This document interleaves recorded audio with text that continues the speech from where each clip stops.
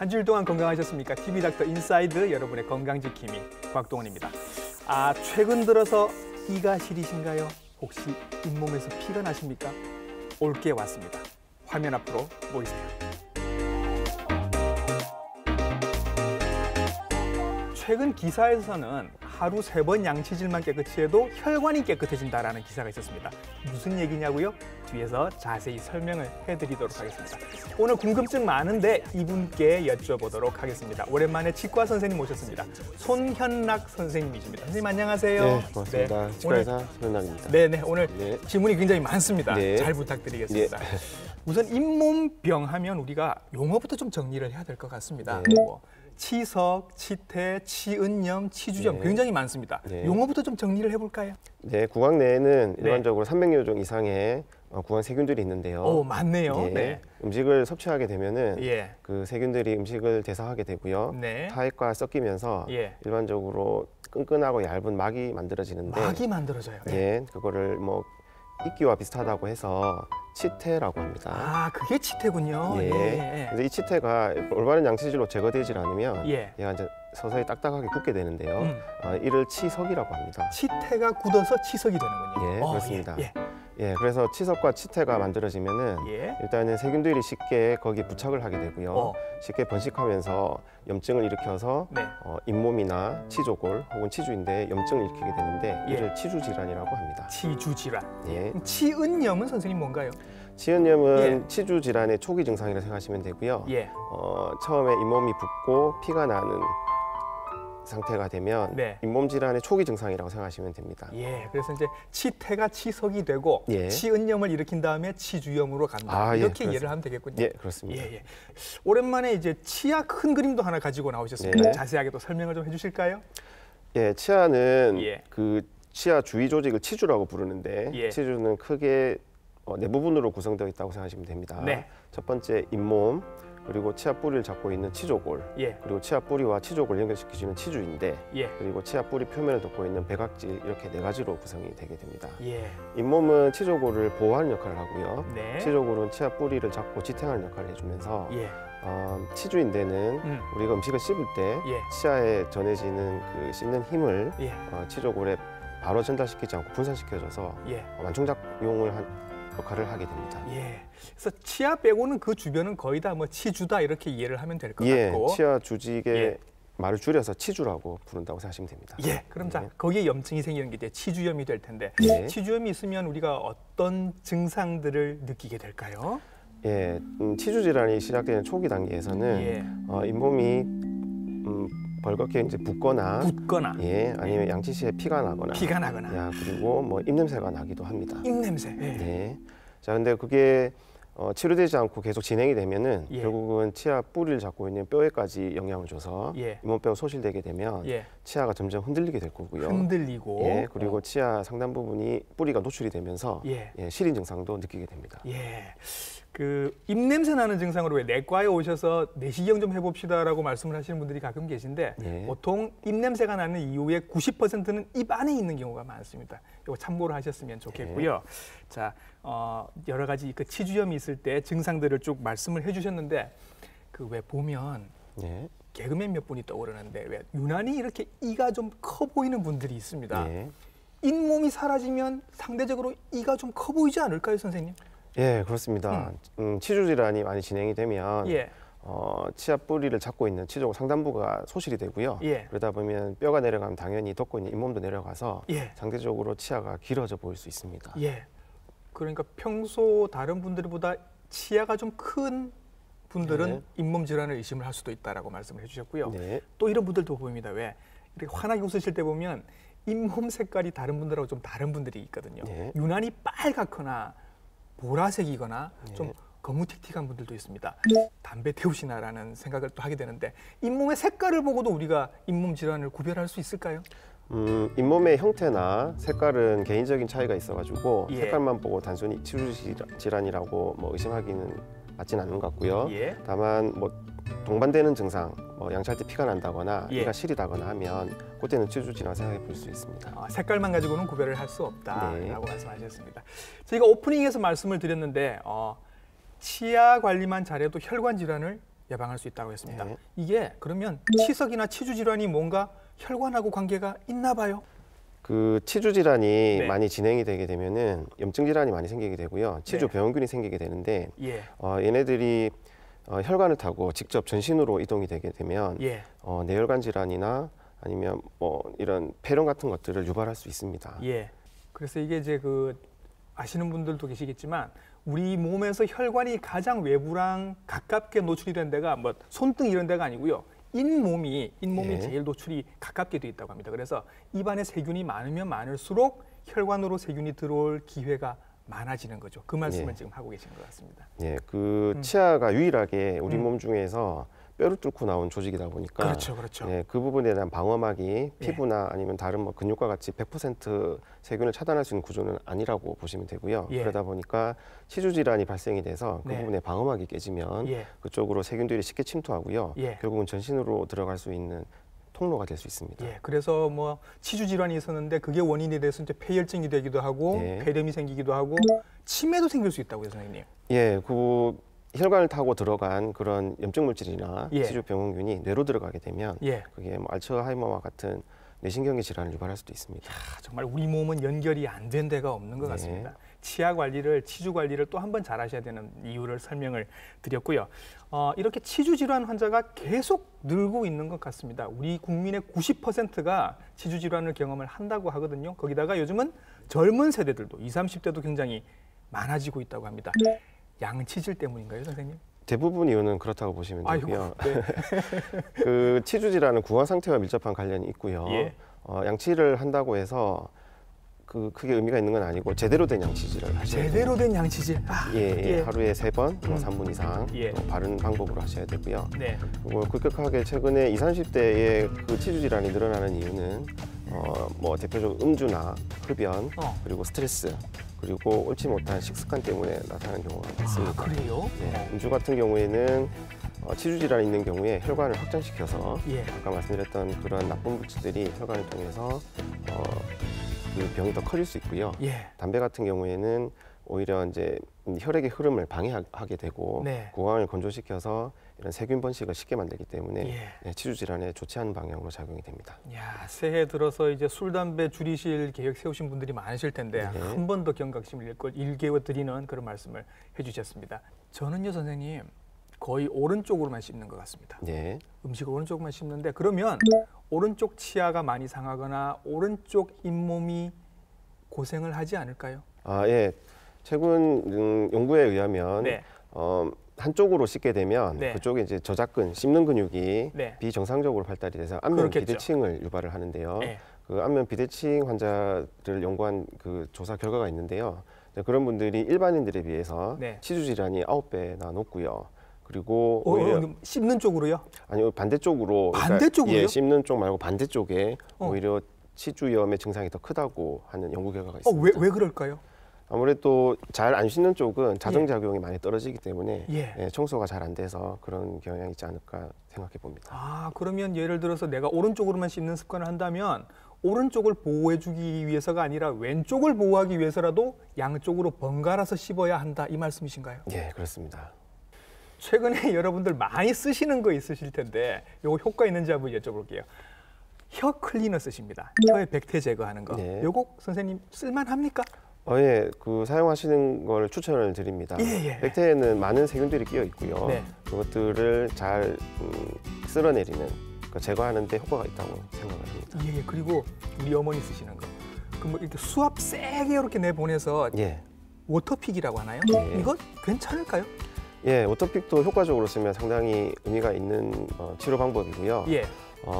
일반적 양치질로 제거되지 않는 네. 음식 찌꺼기를 워터픽은 강한 수압으로 네네. 그리고 그 음식 찌꺼기들을 이렇게 쓸어내기 때문에 네. 효과적으로 활용할 수 있습니다. 특히 아. 교정 환자들 같은 경우에 교정 유지 장치가 있는 경우에 아하. 활용을 하면 좋겠죠. 아. 그리고 강한 수압 때문에 잇몸을 자극하는 마사지 기능도 있어서 마사지 기능도 예. 있어서 좋은 역할을 한다고 생각하시면 됩니다. 있으면 쓰시는 거를 권장을 네. 하시는군요.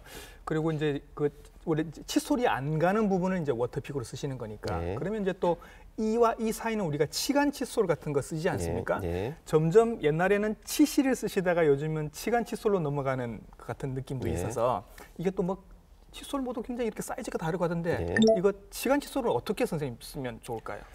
치간 칫솔은 일반적으로 뭐 작은 것부터 중간 것, 큰 것까지 있는데요. 일반적으로 작은 것들은 치아 사이가 틈이 이렇게 작거나 그다음에 처음 쓰는 경우에는 쓰기에 유용하고요. 그리고 보철을 한다거나 임플란트를 한다거나 혹은 치주 질환 때문에 치아 사이가 벌어져 있는 경우에는 상대적으로 큰 걸 쓰시는 게 좋습니다. 그래서 쉽게 말씀드리면 들어갈 수 있는 치간 칫솔 중에 가장 큰 걸 쓰시는 게 가장 좋습니다. 들어갈 수 있는 것 중에 가장 큰 거. 억지로 집어넣을 필요는 없고요. 그리고 보통 이쑤시개 쓰시는 분들이 있는데 이쑤시개는 절대로 쓰시는 걸 제가 추천을 안 해드립니다. 이쑤시개 자체가 벌어진 틈으로 억지로 넣게 되다 보면은 오히려 치아 사이를 벌려놓을 수 있는 역할을 할 수 있거든요. 근데 치간 칫솔은 상대적으로 그런 부작용은 없기 때문에 이쑤시개보다는 치간 칫솔 쓰시는 게 훨씬 더 좋습니다. 그래서 식사하시고 나오실 때 이쑤시개를 쓰시는 것보다는 치간 칫솔을 쓰시는 게 오히려 낫지 않을까. 그리고요 선생님, 요즘 마트에 가보면 칫솔이 정말 다양해졌습니다. 주로 보면 그 칫솔모의 굵기에 따라서 굉장히 달라지는데 추세는 점점 이렇게 칫솔모가 얇은 거, 가는 거 위주로 쓰시는 것 같거든요. 이게 맞을까요? 양치질을 하는 근본 그 이유부터 생각을 해보면 식사 후에 남아 있는 잔사들을 제거하는 것들이 목적이다라고 하면 그렇죠. 솔이 너무 부드러우면 그 잔사들이 제거되지 않는 경향이 좀 있습니다. 너무 부드러운 것보다는 그리고 그렇다고 너무 또 센 거는 치아나 잇몸에 또 이렇게 뭐 스크래치를 낸다거나 이렇게 상처를 줄 수 있기 때문에 미세 솔보다는 그냥 부드러운 솔을 쓰시는 게 좋을 것 같습니다. 미세보다는 부드러운 거. 칫솔질 하는 방법을 아까 말씀을 조금 하시는 것 같아서 기왕 나오신 김에 설명을 좀 해주시죠. 제대로 양치질하는 방법.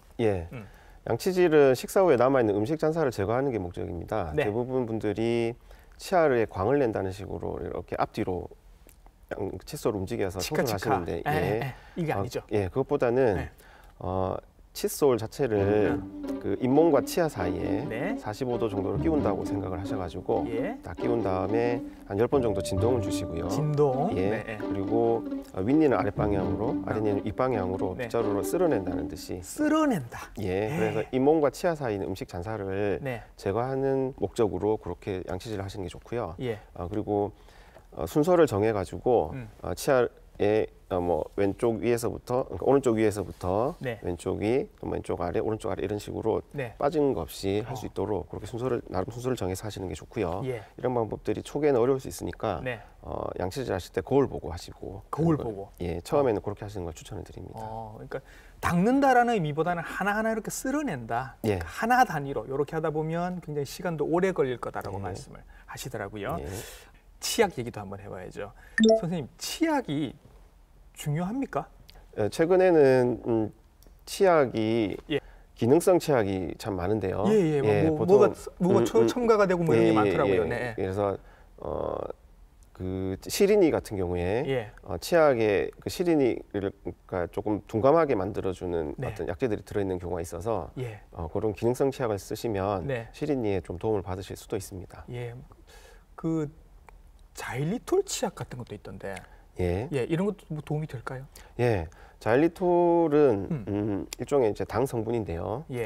충치균들이 충치를 일으키는 기전을 보면은 설탕을 흡수를 하고 이렇게 산을 배설하게 되는데 그 산이 치아를 부식시켜서 충치가 만들어지게 되는데요. 자일리톨은 당 성분이면서도 설탕과 같이 충치균이 산을 유발하는 작용을 작용을 차단을 합니다.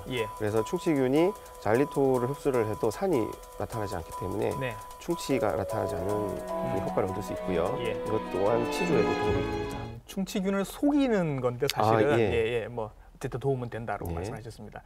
요것도 논란이 좀 있는데 불소, 뭐 수돗물에 불소를 넣는다 만다, 그다음에 치약에도 불소가 함유된다 안 된다 말이 많은데 이건 선생님 어떻게 생각을 하십니까? 불소는 치아의 표면에 코팅을 한다고 생각하시면 되고요. 그러다 보면 충치균이 충치를 일으키는 기전을 막아주는 역할을 한다고 생각하시면 됩니다. 그러니까 불소 성분이 있는 건 도움이 된다. 됩니다. 치아 스케일링이 보험 적용이 1년에 한 번 된다는 거 다들 아마 알고 계실 텐데 우리 국민의 30% 정도밖에 이용을 안 하고 계신다고 합니다. 무서워서 그러신 건지 알고도 지금 뭐 몰라서 못 가시는 건지는 모르겠습니다만 선생님 그러면 1년에 한 번 보험 적용이 된다는 얘기는 1년에 한 번만 해도 된다는 뜻입니까?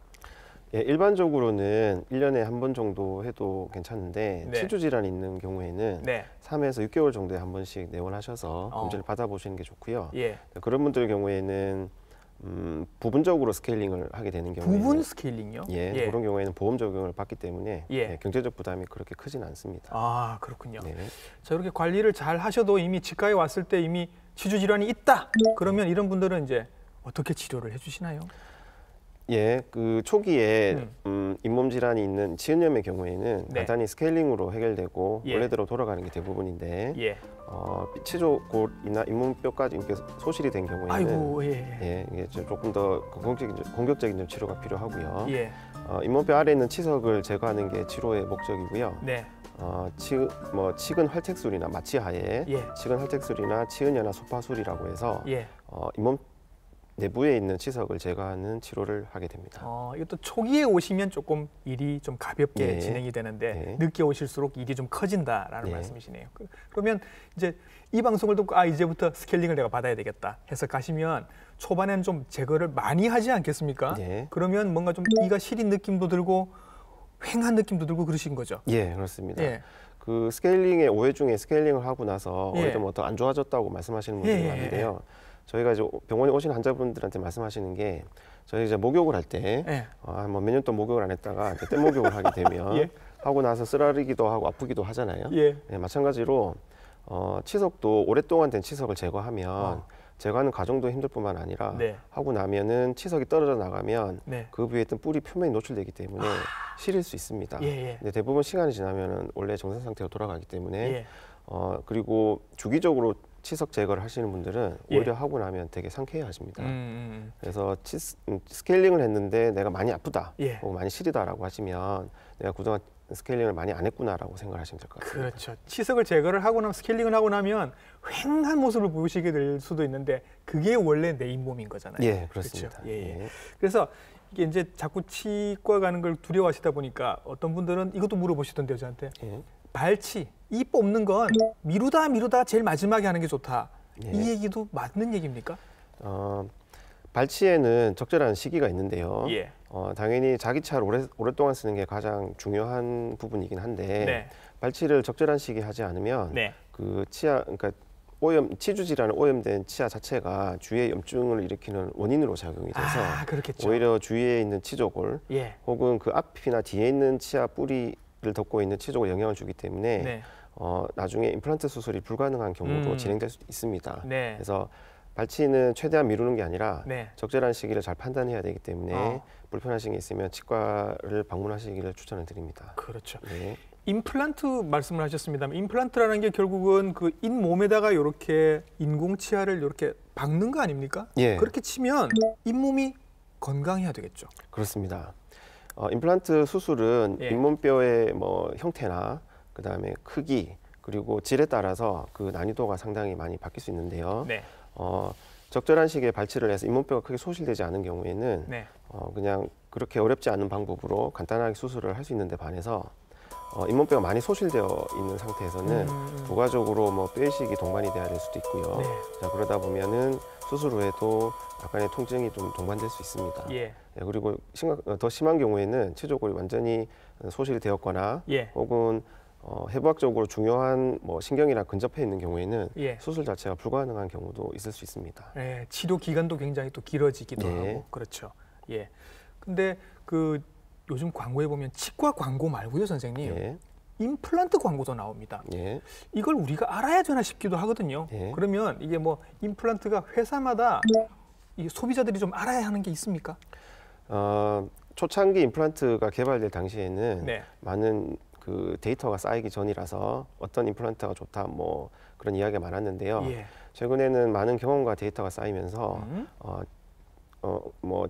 그 임플란트 제품 자체 차이는 크게 많이 없다고 생각하시면 됩니다. 그래요? 예, 초기에는 임플란트의 형태의 디자인이나 네. 아니면 표면 처리 때문에 골 융합이나 네. 혹은 초기 고정력을 확보하는데 많은 어떤 차이점을 유발을 했는데요.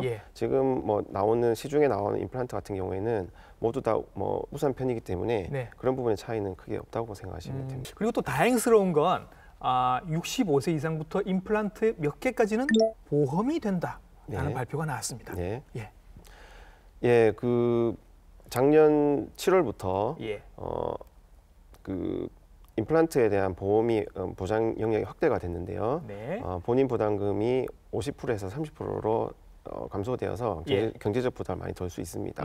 그리고 임플란트에 대한 보험은 그 치아가 하나도 없는 무치아 경우를 제외하고 만 65세 이상에 대해서 평생 2개까지 보장을 해주고 있습니다. 만 65세 이상에서 평생 2개까지 보험 적용을 받으실 수 있으니까 해당되시는 분들은 꼭 이용을 해보셨으면 좋겠습니다. 네, 그래서 선생님 임플란트의 종류도 다양해지고 임플란트를 하는 이제 기술도 요즘 많이 개발이 됐다면서요? 일반적인 임플란트 시술 방법은 마취하에 잇몸을 절개를 하고요. 뼈를 노출시킨 다음에 술자가 직접 그 뼈에 구멍을 뚫어서 임플란트를 심고 다시 잇몸을 봉합을 하고 그렇게 마무리를 했는데 최근에는 뭐 이런 그 디지털 기술이 많이 발전이 되면서 구강내를 뭐 스캔을 하고 CT를 찍고 걔네들을 정합한 데이터를 바탕으로 해서 또 3D 프린터를 이용을 해서 그 환자의 최적화된 수술 가이드를 출력을 해가지고요. 그 수술 시에 그 부위에 수술 가이드를 끼운 다음에 절개 없이 바로 임플란트를 심는 아주 간단한 방법이 요즘에는 많이 활성화되고 있습니다. 뭔가 이 4차 산업이 그러면 치과에까지 지금 도달을 한 건가요? 그렇습니다. 4차 산업의 혁명의 가장 핵심이 되는 부분이 3D 프린터였는데 그 부분들이 치과에도 적용이 돼서 3D 프린터가 기술이 많이 발전이 되면서 저런 무절개 수술 무절개 내비게이션 수술이 가능해졌습니다. 절개를 하지 않고도 가능할 수 있다. 절개를 안 하고 임플란트가 들어갈 구멍만 살짝 뚫게 되는 거죠. 자, 그러다 보니까 수술 시간은 상당히 뭐 5분 내로 짧게 되고요. 그러다 보니 환자는 뭐 입을 오랫동안 벌릴 필요도 없고 그리고 통증도 많이 덜하게 되고요. 그리고 잇몸이 붓거나 하는 그런 부작용도 좀 덜하고요. 무엇보다 술자 입장에서는 정확한 위치에 임플란트를 심을 수 있어서 가장 큰 장점이고요. 그러다 보니까 임플란트를 하고 난 이후에도 유지 관리에 상당히 도움을 많이 받을 수 있습니다. 그렇군요. 선생님, 임플란트면 임플란트고 틀리면 틀린데 임플란트 틀리는 뭔가요? 환자분들 경우에 치아가 하나도 없는 환자분들 경우 그런 경우 틀리하시잖아요. 보통 이제 틀니를 쉽게 선택을 하게 되는데요. 틀니가 뭐 경제적 부담도 덜하서 좋긴 한데 처음 쓰시는 분들은 아무래도 많은 고통을 호소를 하십니다. 아프다고 하시고 흔들리기도 하고 뭐. 말을 하거나 식사를 하실 때 흔들리는 경우도 있고요. 그리고 음식을 씹을 때 잇몸을 눌러서 많이 통증을 호소하시기도 합니다. 자, 그래서 또 할 수 있는 방법이 전부 임플란트를 심어가지고 치아를 만드는 방법인데 전부 임플란트를 심는다고요? 그렇죠. 그러니까 없는 치아만큼 임플란트를 심고 치아 머리를 원래 치아 개수만큼 만들어주는 방법이 있는데 전학 임플란트라고 제가 표현을 하는데요. 그렇게 하면은 자연치만큼의 씹는 힘을 발휘할 수 있고 통증도 덜하기 때문에 가장 좋긴 한데 아무래도 경제적으로 부담이 많이 돼서 많은 분들이 하시는 상황은 아닙니다. 그러니까요. 그래서 이제 그 두 방법들을 이제 결합을 해서 소수의 임플란트 2개에서 4개 정도의 임플란트를 심고 그 위에 틀니를 부착을 해서 그래서 틀니가 가지고 있는 뭐 단점을 보완을 하고요. 경제적인 어떤 부담을 완화시켜서 그렇게 하는 방법을 또 자주 하고 있습니다. 이 전체가 없으신 분들, 그러니까 옛날에는 틀니를 하셔야 되는 분들인데 이제는 틀니와 임플란트의 장점만을 모은 어떤 방법이 새로 나왔다. 이런 말씀이신 것 같네요. 그렇죠. 특히 아래쪽 턱 같은 경우에는 틀니를 하게 되면은 이제 혀가 움직이고 이러다 보니까 이게 식사하시거나 말할 때 이게 고정돼 있기가 쉽지 않거든요. 불편하다고 하시더라고요. 근데 이제 거기에 임플란트를 뭐 최소 2개 정도 이렇게 식립을 하고 걔를 틀니랑 연결을 하면은 움직이는 것도 덜하고 고정도 되고 잘 씹히기도 하고 통증도 덜하시고 상당히 좀 만족해 하십니다. 들어보니까 굉장히 좋은 방법 같은데 이것도 보험이 되나요? 그거는 아직 보험이 적용이 되지는 않습니다. 않고요. 무치약 같은 경우에는 오직 틀니만 보험 적용을 받고 있습니다. 아직은 그렇군요. 임플란트에 대해서 너무 좋은 말씀만 제가 드리는 것 같아서 이게 사실 큰 돈 들여서 큰 마음 먹고 하시는 건데 다 만족하시는 것 같지는 않습니다, 선생님. 임플란트를 수술을 할 때 가장 중요한 거는 일단은 그 턱 안쪽으로 지나가는 중요한 해부학적 구조물들을 잘 피해서 심어야 되는데요. 그렇겠죠. 예, 의도하지 않게 그 부분을 건드린다거나 신경 같은 거요. 예, 네. 상처를 줘서 뭐 감각에 마비가 온다는 그런 부작용이 있을 수 있습니다. 네. 그래서 이제 술자의 뭐 경험이나 감각에 의해서 수술을 하기보다는 예. 그런 시스템에 의해서 수술 가이드를 통해서 네. 술점 분석을 정확하게 한 다음에 수술을 하시는 게 훨씬 더 안전하고 빠른 방법이라고 생각을 합니다. 예, 큰 맘 먹고 큰 돈 들여서 하신다고 해서 이게 한다고 다 한 번으로 끝나는 게 아니더라고요. 예. 그 뒤로 어떻게 관리를 해야 된다라는 게 굉장히 이게 뭐가 많던데요, 선생님. 예. 이제 뭐 계속 치주 질환에 대해서 설명을 드리지만은 네. 치주 질환이라고 하는 건 저희가 그러니까 태어날 때 얻은 그 치아를 관리를 잘 못해서 생기는 병이라고 생각하시면 되고요. 예. 임플란트라고 하는 거는 다시 한번 기회가 주어졌다고 생각하시면 되고요. 예. 그런 의미에서 보면은 임플란트를 했다 모든 게 끝나는 건 아니고 예. 자기 치아를 관리를 잘 못해서 그런 상태까지 갔으니까 네. 더 관리를 잘 해야겠죠, 그죠? 임플란트 주위염이란 치아로 치면 치주염이랑 같다고 생각을 하시면 됩니다. 예. 임플란트 자체는 신경이 없기 때문에 오히려 그 통증이 없다 보니까 문제가 없다고 생각하시는 경향이 더 많은데 예. 그게 더 소홀하게 되면은 더 안 좋은 방향으로 진행될 수 있습니다. 예. 그래서 반드시 주기적으로 치과를 가셔서 검진을 받아보시고 문제가 예. 더 커지기 전에 치료를 받는 게 중요합니다. 우리가 이제 어릴 때 유치 빠지고 영구치가 한번 나면 그걸로 사실은 끝인 건데 예. 이제 기술이 발달이 돼서 영구치를 한번 더 얻게 되신 거죠. 예. 그만큼 관리를 잘 하셔야 될 텐데 어떤 특별한 관리법 같은 게 있을까요? 일단 이제 양치를 하시고 나서요. 치간 칫솔과 치실을 반드시 쓰셔서 예. 그 식사 후에 반드시 구강내를 깨끗하게 해주시는 게 제일 중요하고요. 네. 그리고 임플란트를 너무 맹신해서 딱딱한 거를 즐겨 드시는 거는 추천을 드리지 않습니다. 예. 그 씹는 힘 자체가 전부 다 누적이 돼가지고 그러니까 임플란트를 잡고 있는 치족에 영향을 줘서 예. 최악의 경우에는 뭐 뼈가 흡수가 된다거나 아하. 아니면 임플란트가 뭐 부러진다거나 네. 아니면 내부에 뭐 이런 구성 부품들이 깨질 수도 있기 때문에 예. 너무 단단하거나 딱딱한 질긴 음식은 좀 피하시는 게 좋고요. 예. 그리고 불편한 게 없다 하시더라도 주기적으로 치과에 내원을 하셔서 검진을 받는 게 무엇보다 중요합니다. 뭐 임플란트는 굉장히 좋은 걸로 강한 걸로 이렇게 하셨겠지만 네. 우리 치조골이나 치주는 계속 약해지고 있기 때문에 네. 거기다 계속 무리를 주는 거는 하지 않으셨으면 좋겠다라고 네, 말씀을 하고 계신 것 같습니다. 그만큼 관리도 잘 하셔야 되고요. 양치질도 잘 하셔야 되고. 예. 그리고 이런 게 있네요, 선생님. 임플란트 주위염, 임플란트 주위에 그럼 염증이 생기는 겁니까? 그렇습니다. 자기 치아 주위에 염증이 생겨서 치은염, 치주염으로 뭐 이렇게 발달하듯이 네. 임플란트 자체도 청소가 잘 안 되면 임플란트와 잇몸 사이 혹은 임플란트와 치조골 사이에 예. 염증이 생기게 돼서 잇몸뼈와 임플란트가 단단하게 결합된 부위가 파괴되면서 네. 임플란트가 흔들리거나 빠질 수도 있습니다. 그래서 무엇보다 자기 치아 양치를 잘 하는 것처럼 네. 임플란트 주위에도 음식 잔산한 찌꺼기를 깨끗하게 제거하는 올바른 양치법이 중요합니다. 예. 임플란트 심는 게 끝이 아니라 예. 관리하는 게 더 중요하다라고 말씀해 주셨습니다.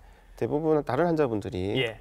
많은 환자분들이 자기 치아가 아니고 인공적인 물질이 들어가 있다 보니까 예. 충치가 안 생기기 때문에 모든 치료가 끝났다고 생각을 하시는데 임플란트에 충치가 생겨요, 선생님? 충치가 안 생긴다고 생각을 하시는데 충치가 생기는 게 아니고 치주염은 생길 수 있기 때문에 그렇겠죠. 그렇죠. 그 부분은 잘 이해를 하고 계셔야 됩니다.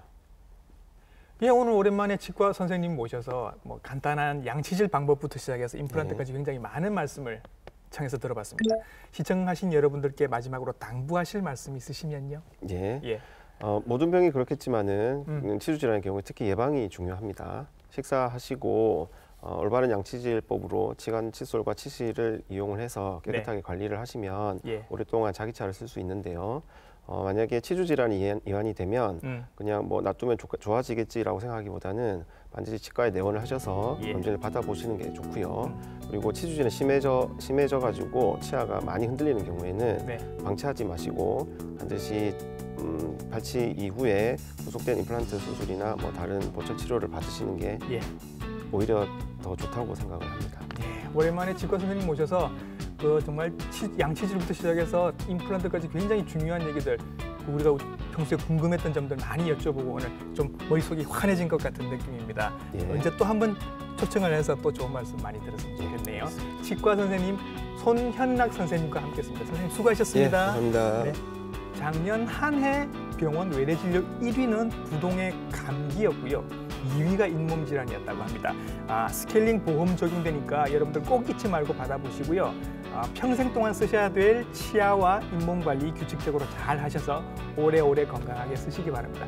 TV닥터 인사이드 다음 주에도 더 필요한 정보로 여러분들께 인사드리겠습니다. 시청해주신 여러분 감사합니다.